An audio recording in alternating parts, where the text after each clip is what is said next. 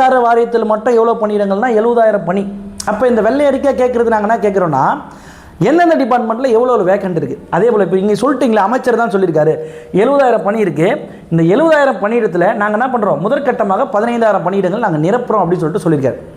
அப்போ அரசாங்கமே என்ன பண்ணுங்கள், இவ்வளோ வேக்கண்ட் இருக்குது, அதாவது மொத்தமாக தமிழகத்தில் இவ்வளோ அரசு பணியிடங்கள் காலியாக இருக்குது. ஏன்னா மற்ற திட்டங்கள் கூட நீங்கள் கொடுக்குறது, வீட்டுக்கு ஒரு அரசு வேலையை கொடுத்துட்டுன்னு வச்சுங்க, அவங்க குடும்பத்தை அவங்களே பார்த்துப்பாங்க. ஒன்றும் பெருசாக எந்த எக்ஸாமுக்கு தமிழுக்கு எப்படி சிலபஸ் வரும்னு சொல்லிட்டு இன்னி வரைக்குமே தெரியாது.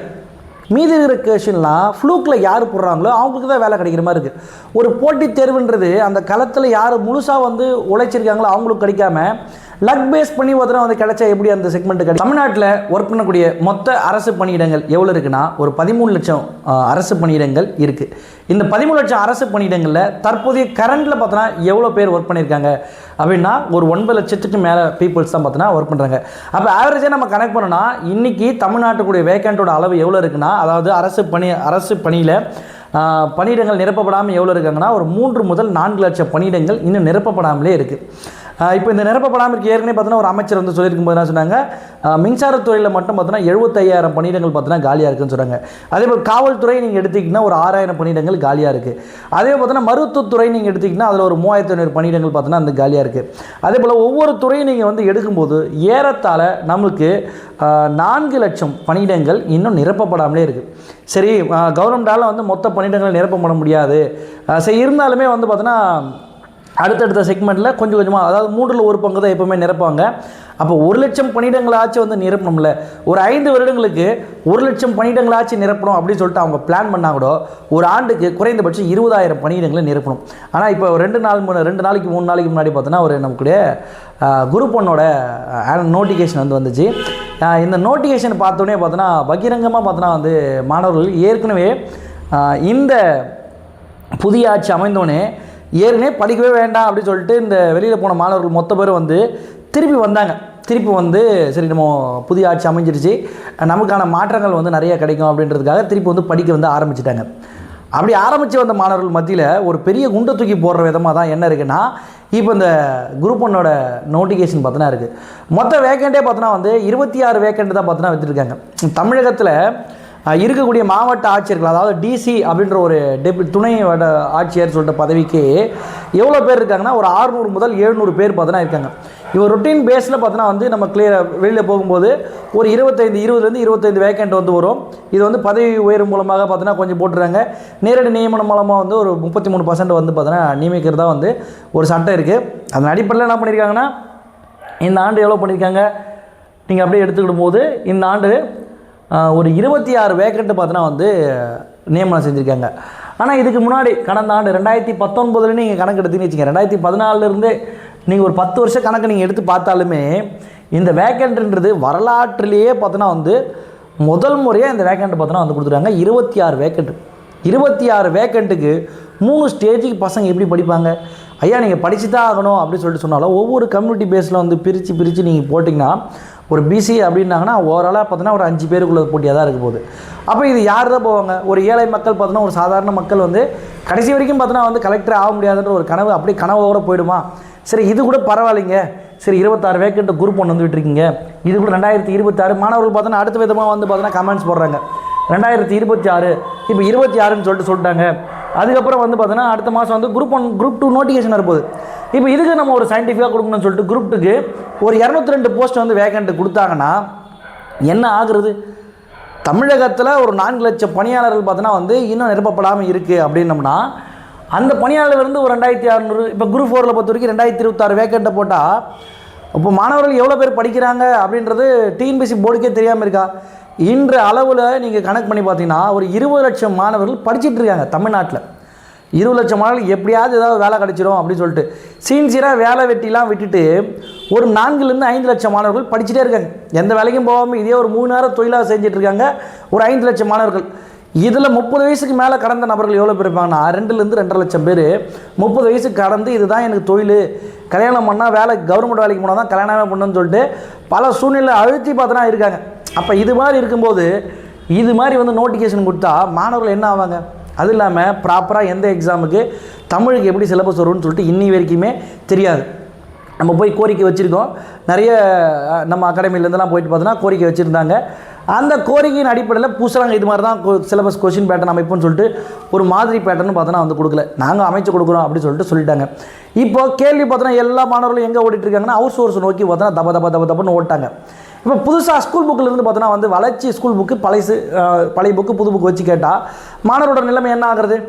நீங்கள் இதனமா கேட்டீங்க, பழைய புக்கில் இருந்து கேட்க சொல்லிட்டீங்க அப்படின்னு சொல்லிட்டு புக்கில் இருந்து கேட்டால் திருப்பி பார்த்தோன்னா கொந்தளிக்க தான் ஆரம்பிப்பாங்க. அதனால் கவர்மெண்ட்டை நீங்கள் என்ன பண்ணுங்கள், முதல்ல அழகாக வந்து இது அரசை வந்து கேட்குற மாதிரி இல்லை, ஒரு மாணவர்களோட குமுறலாகவே தான் இது இருக்குது. அரசு முதல்ல இந்த மாதிரி பேட்டர்னில் தான் உங்களுக்கு கேள்விகள் அமையும், இதற்கேற்ற மாதிரி நீங்கள் படிச்சிருங்க அப்படின்னு சொல்லிட்டு ஒரு செக்மெண்ட். இந்த கேள்விகள் கொடுங்க அப்படின்னு சொல்லிட்டு கேட்கல, இந்த பேட்டர்னில் அமையும். நீங்கள் சிலபஸ் கொடுத்துட்டீங்க, இந்த சிலபஸுக்கு இந்த அவுட் சோர்ஸ் புக்கிலேருந்து இந்த புக்கெலாம் படிங்க. இப்போது நம்ம டிஆர்பி எக்ஸாம் நீங்கள் எடுத்துக்கிட்டீங்கன்னு வச்சுங்க, அவங்க எந்தெந்த புக்கெல்லாம் வந்து ரெஃபரன்ஸ் புக்காக எடுக்கணும்னு சொல்லிட்டு கவர்மெண்ட்டே பார்த்தோன்னா வந்து கொடுத்துருக்காங்க. அப்போ அதுபோல் இந்த தேர்வுகளுக்கு நீங்கள் எந்தெந்த புத்தகங்களை வந்து படிக்கணும் அப்படின்னு சொல்லிட்டு நீங்கள் கொடுத்துருங்க, அதை வச்சு படிக்கணும். தமிழுக்கு மட்டும் கொடுங்க, ஜிகே ப்ராப்ளம் இல்லை. ஏன்னா இன்றைக்கி தமிழுக்கு தான் பார்த்தோன்னா 2020 குரூப் 2 எக்ஸாமில் நடந்த ஒரு சின்ன பிரச்சனை, ஈகோ பிரச்சனைனால ஆச்சுன்னா இவ்வளோ பெரிய பிரச்சனை வந்து நிற்குது. அப்போ இந்த விஷயத்தை என்ன பண்ணுங்கள், நீங்கள் அழகாக பசங்களுக்கு இப்படி தான் தமிழ் வந்து கேள்வி கேட்போம் ஏன்னா கொடுத்துருங்க. ஏன்னா வந்து இது வந்து குரூப் 4ன்றது பார்த்தோன்னா ஒரு கடைமட்ட ஊழியராக இருக்கிறக்கூடிய ஒரு மாணவர்கள் தான். அப்போ அவன் ஒரு அடிப்படையே உள்ளே வரக்கூடிய மாணவர்களுக்கு கிராமப்புறத்துலேருந்து வரவனுக்கு ஒரு வேலை வாய்ப்பு கிடைக்கும், நம்ம குடும்பம் இதனால் மாறுன்ற ஒரு நிலைக்காக தான் படிக்கிறான். அவன் வந்து எந்த இடத்துலையும் போய் படிக்க முடியும். நிறைய பேர் வந்து அகாடமிஸ்லாம் போய் படிக்க முடியாத மாணவர்கள் நிறைய பேர் இருக்காங்க, வீட்டிலேருந்தே செல்ஃப் ஸ்டடி படிக்கிற மாணவர்கள் இருக்காங்க. அப்போ அவங்களுக்காக யார் தான் பண்ணுறது? அப்போ கவர்மெண்ட் தானே வந்து பண்ணி கொடுக்கணும். நீங்கள் இதை படிங்க அப்படின்னு சொல்லிட்டு அவங்களுக்கு பார்த்தோன்னா வழிவகை எழுதி கொடுங்க. ஜிகே நீங்கள் சொல்லுங்கள், ஜிகே பொறுத்த வரைக்கும் அவன் படித்து தான் ஆகணும். ஏன்னா தமிழ் பொறுத்த வரைக்கும் தமிழ்நாட்டில் பிறந்து தமிழே பார்த்தோன்னா வந்து தாறுமாறாக கேட்டால் என்ன நடக்கிறது? கடைசியாக கேட்ட தமிழ் கொஸ்டின் பேப்பர்லாம் எடுத்து பார்த்தோம்னா படித்தவங்களுக்கு படிக்காதவங்களுக்கு வித்தியாசமே இல்லை. 50 கேள்வி ஏதோ தெரிஞ்ச மாதிரி வந்திருக்கு, மீதி இருக்கிற 50 கேள்வியில் ஒரு 10 கேள்வி வந்து படித்த விஷயத்தை ஒப்பேற்றி போடுற மாதிரி இருக்குது. மீதி இருக்கிற கொஷின்லாம் ஃப்ளூக்கில் யார் போடுறாங்களோ அவங்களுக்கு தான் வேலை கிடைக்கிற மாதிரி இருக்குது. ஒரு போட்டித் தேர்வுன்றது அந்த களத்தில் யார் முழுசாக வந்து உழைச்சிருக்காங்களோ அவங்களுக்கு கிடைக்காம லக் பேஸ் பண்ணி ஒருத்தர வந்து கிடைச்சா எப்படி அந்த செக்மெண்ட்டு கிடைக்கும்? அதனால் வந்து கவர்மெண்ட்டில் இன்றைக்கி எவ்வளோ வேக்கண்ட் இருக்குது அப்படின்றத அரசாங்கம் ஒரு வெள்ளை அறிக்கை கொடுக்கணும். இன்றைக்கி நம்ம தமிழ்நாடு முழுக்க இவ்வளோ வேக்கண்ட் இருக்குது, அதாவது இவ்வளோ பணியாளர்கள் ஒர்க் பண்ணுறாங்க, இவங்க ஒர்க் பண்ணுறதுல இவ்வளோ பணிநிலைகள் பார்த்தோன்னா இந்தந்த துறையில் வேக்கண்ட் இருக்குது. இந்த வேக்கன்சி கவர்மெண்ட்டோட நிதிநிலை அடிப்படையில் இந்தந்த வேக்கண்ட்டை இந்தந்த ஆண்டுகளில் இவ்வளோ பணியிடங்கள் நாங்கள் என்ன பண்ணுவோம், நிரப்புவோம். அது மட்டும் இல்லாமல் இவ்வளோ பேர் வந்து பார்த்தோன்னா ரிட்டையர் ஆக போகிறாங்க, அப்போ அந்த ரிட்டையர் ஆகிற போஸ்ட்டையும் எப்படி நாங்கள் வந்து பார்த்தோன்னா ஆட் பண்ணி உங்களுக்கு வந்து கொடுப்போம் அப்படின்றது. ஏன்னா ஒரு சில டிபார்ட்மெண்ட்டில் கண்டிப்பாக ஆள் இருந்தே ஆகணும். ஏன்னா நிறைய இடத்துல பார்த்தோன்னா வந்து கார்ப்பரேட்டில் பார்த்தோன்னா வந்து என்ன பண்ணுறாங்க, ஒரு டெண்டர் எடுத்து அந்த மூலிமா பார்த்தோன்னா பணியாளர் நியமிக்கிறாங்க. இன்றைக்கி இருக்கிற சூழல் மாணவர்கள் என்ன நினைக்கிறாங்கன்னா, ஐயா கார்ப்பரேட்டுன்னு சொல்லிட்டு போகிறீங்களே, ஒரு 10,000 12,000 சம்பளம் போட்டு போடுறீங்களே, அது நீங்கள் கார்ப்பரேட்டு டைரெக்டாக கொடுக்காம, ஏன்னா கார்ப்பரேட் பேஸ் போகும்போது அவங்க ஏற்கனவே ஒரு அமௌண்ட் வந்து கோட் பண்ணிக்கிறாங்க. இப்போ 12,000 ரூபாய் நீங்கள் சம்பளம் கொடுத்து ஒரு ஆளுக்கு நீங்கள் கார்ப்பரேட்டில் போடுறீங்கன்னா, ஆனால் அவனுக்கு உண்மையாக சம்பளம் பார்த்தோன்னா வந்து 20,000 ரூபாய், 8,000 ரூபாய் கார்ப்பரேட் காரை அடிச்சிடறான். நீங்கள் கவர்மெண்ட்டு நீங்கள் எடுத்துங்க அந்த 8,000, ஆனால் இவனை ஒரு அரசாங்க பணியாளராக போட்டுருங்க, 12,000 கூட கொடுங்க சம்பளம், அதிகமாகலாம் கேட்கல, 12,000 ரூபா கூட நீங்கள் சம்பளம் கொடுங்க, ஆனால் அவனை ஒரு அரசாங்க பணியாளராக போட்டுருங்க. அவனுக்கு லைஃப் லாங் பார்த்தோன்னா அவனுக்கு ஒரு பணி நிரந்தரன்றது பார்த்தோன்னா தெரிய வருதுல்ல. எடுத்தோடனே 40,000 கூட 50,000 கூட யாரும் சம்பளம் கேட்கல, அப்போ அந்த 12,000 கூட கொடுங்க. அவனுக்கு அந்தந்த நிலைக்கு ஏற்ற மாதிரி பார்த்தோன்னா வந்து வேலை. இப்போ ஒரு ஆஃபீஸ் ஆட்டோமேஷனில் ஒர்க் பண்ணுறீங்க, கார்ப்பரேட்டில் எடுத்து போகிறீங்கன்னா அதை கவர்மெண்ட்டில் போடுங்க. இது இங்கே அங்கே கொடுத்து இங்கே பண்ணோம் இல்லை, ஏன் பண்ணுறீங்க? அதெல்லாம் வேண்டாம். இப்போ இதுக்குள்ளே நடுவில் இருந்த புரோக்கர்ஸ் மூலமாக வந்து பண்ணுறது தேவையில்லாத வேலை இல்லை. மாணவர்கள் பார்த்தோன்னா ரொம்ப மன உளைச்சல் ஆகிறாங்க. கடந்த ஆண்டுகளில் பொறுத்த வரைக்கும் குரூப் 4 மூலமாக நகராட்சியில் நியமிக்கிற ஒரு பணியாளர் ஒரு செக்மெண்ட்டில் அவ்வளோ பெரிய ஊழல். ஒரு 2,500 வேக்கண்ட் பார்த்தோன்னா வந்து இல்லை அப்படின்னும் போது 2,500 மாணவரோட குடும்பத்தோட வாழ்க்கை நிலை என்ன ஆகுறது? இதை ஒரு கனவை நினச்சி படிச்சுட்டு இருக்காங்க. அப்போ அந்த படிச்சுட்டு இருக்கிற மாணவர்களோட வாழ்க்கை என்ன ஆகுறது? இப்போ நேற்று நமக்கு ஒரு 2 நாளைக்கு முன்னாடி பார்த்தோன்னா அமைச்சர் சொல்லியிருந்தாங்க, 70,000 பணியிடங்கள் காலியாக இருக்கிறது. மின்சார வாரியத்தில் மட்டும் எவ்வளோ பணியிடங்கள்னால் 70,000 பணி. அப்போ இந்த வெள்ளை அறிக்கை கேட்குறது நாங்கள் என்ன கேட்குறோன்னா, எந்தெந்த டிபார்ட்மெண்ட்டில் எவ்வளோ வேக்கண்ட் இருக்குது. அதே போல் இப்போ இங்கே சொல்லிட்டிங்களா, அமைச்சர் தான் சொல்லியிருக்காரு 70,000 பணி இருக்குது. இந்த 70,000 பணியிடத்தில் நாங்கள் என்ன பண்ணுறோம், முதற்கட்டமாக 15,000 பணியிடங்கள் நாங்கள் நிரப்புகிறோம் அப்படின்னு சொல்லிட்டு சொல்லியிருக்காரு. அப்போ அரசாங்கமே என்ன பண்ணுங்கள், இவ்வளோ வேக்கண்ட் இருக்குது, அதாவது மொத்தமாக தமிழகத்தில் இவ்வளோ அரசு பணியிடங்கள் காலியாக இருக்குது. ஏன்னா மற்ற திட்டங்கள் கூட நீங்கள் கொடுக்குறது, வீட்டுக்கு ஒரு அரசு வேலையை கொடுத்துட்டீங்கன்னு வச்சுங்க, அவங்க குடும்பத்தை அவங்களே பார்த்துப்பாங்க, ஒன்றும் பெருசாகவே இருக்காது. அப்போ இவ்வளோ பணியிடங்கள் பார்த்தோன்னா வந்து காலியாக இருக்குது.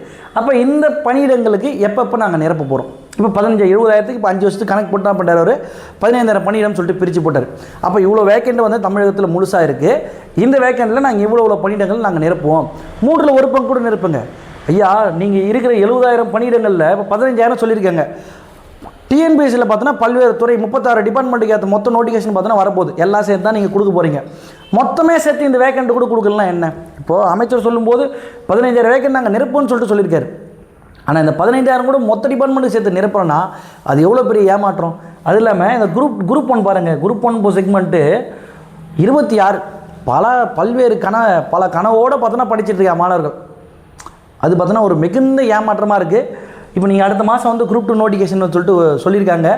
அந்த குரூப் 2ல் 202 இந்த ஒரு செக்மெண்ட்ஸை நாங்கள் ஃபாலோ பண்ணுறோம் அப்படின்னு சொல்லிட்டு 2026 26 202 2026 ஒரு செக்மெண்ட்டை வந்து இது பண்ணாமல் மாணவர்களோட நலன் கருதி இன்றைய மாணவர்கள் எவ்வளோ பேர் வந்து படிச்சுட்ருக்காங்க. தமிழக அரசில் பார்த்தோன்னா எவ்வளோ பணியிடங்கள் வந்து காலியாக இருக்குது. அந்த காலி பணியிடங்களில் இவ்வளோ கொடுத்தா தான் அரசாங்கம் வந்து செயல்படும் அப்படின்றது உங்களுக்கே தெரியும். அதன் அடிப்படையில் இந்த பணியிடங்களில் ஒரு சிறப்பான ஒரு அமைத்து கொடுத்து படிக்கக்கூடிய மாணவரோட வாழ்க்கையில் ஒரு நல்ல வழியை வந்து ஏற்படுத்தி கொடுங்க. ஏன்னா நிறைய விஷயங்கள் பண்ணுறீங்க, நிறைய திட்டங்கள்லாம் கொண்டாடுறீங்க. அந்த திட்டங்களில் கொஞ்சம் இது பண்ணிவிட்டு நம்ம மாணவர்கள், ஏன்னா இது ஒரு குடும்பம், நீங்கள் ஒரு மாணவர்களுக்கு வந்து ஒரு வேலை வாங்கி ஏற்படுத்தி கொடுக்குறதுன்றது அவங்க குடும்பத்தை அவங்க பார்த்துக்கிறதுக்கான வழியை வந்து ஏற்படுத்தி கொடுக்குற மாதிரி இது அவன் தலைமுறைக்கே பார்த்தோன்னா வந்து ஒரு மாற்றத்தை ஏற்படுத்தும். அந்த விஷயத்தை அரசாங்கம் கொஞ்சம் முறைப்படுத்தி கொடுத்தா நல்லா இருக்குன்னு சொல்லிட்டு தெரிவித்துக்கொண்டு, இது வந்து எங்களுடைய கோரிக்கை மட்டும் இல்லாமல் பல்வேறு மாணவர்களோட கோரிக்கையாக பார்த்தோன்னா இது வந்து தொடர்ச்சியாக ஒரு 4-5 நாளாக மாணவர்கள் பார்த்தோன்னா ஃபோன் பண்ணி இந்த விஷயத்தை தான் திருப்பி சொல்லிட்டு இருக்காங்க. சார், இவ்வளோ வேக்கண்ட் கொடுத்தாங்க, நான் திருப்பி வந்து பார்த்தோன்னா வேலைக்கே போயிடலான்னு சொல்லிட்டு எனக்கு தோணுது சார். அதனால் வந்து இந்த விஷயத்தை கொஞ்சம் முறைப்படுத்த சொல்லி நீங்கள் பேசுங்க சார் அப்படி சொல்லிட்டு சொன்னாங்க. மாணவர்களோட கோரிக்கையை ஏற்று நாங்கள் வந்து சொல்லியிருக்கோம். இதன் அடிப்படையில் பார்த்தோன்னா வந்து அரசாங்கம் ஒரு நல்ல விஷயத்தை வந்து முன்னெடுத்தாங்கன்னா மிகச்சிறப்பானது ஒரு செக்மெண்ட்டாக பார்த்தோன்னா இது அமைஞ்சிருக்கும். தேங்க்யூ.